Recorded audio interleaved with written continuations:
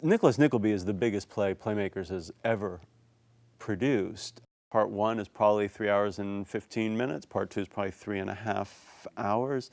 We have a 25-actor ensemble playing well over 150 different roles. There once lived in a sequestered part of the county of Devonshire one Mr. Godfrey Nickleby.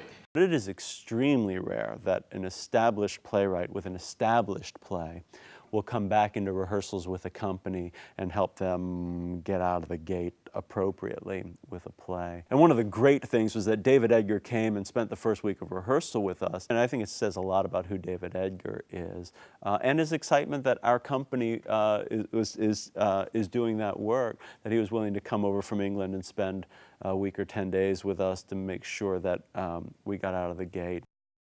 You know, David Edgar says in his own introduction to the printed version of Nicholas Nickleby, any clues, anything you're looking for to understand characters or scenes better can be found in a wonderful book by Charles Dickens called The Life and Adventures of Nicholas Nickleby.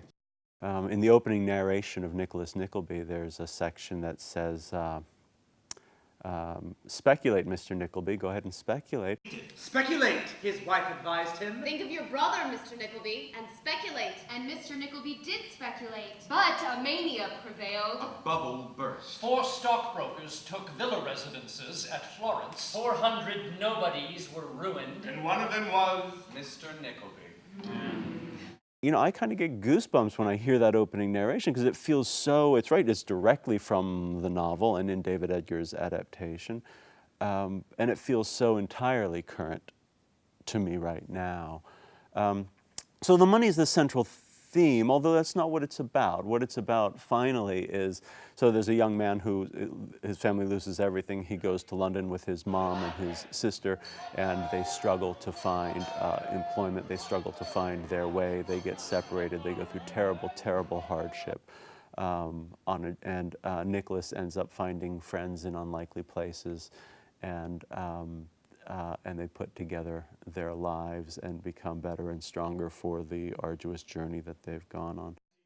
We have 2 directors on the project. I'm co-directing it with my great colleague and friend, Tom Quain.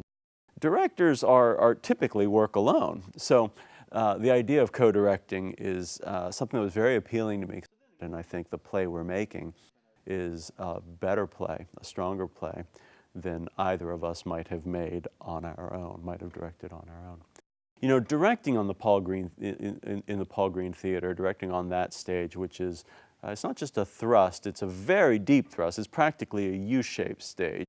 Once you get into a thrust, it's like going from chess to 3D chess, because when you have audience all around, the experience, the show this person is seeing is a different play than the show this person is seeing. We feel ourselves uniquely suited, and we feel ourselves the ability to bring a really rich, big theater experience to our community. I think an audience only has one job when it comes to the theater, and that is a willingness to have an experience. And I think if an audience comes to this with a willingness to have an experience, I think they're very likely to have one.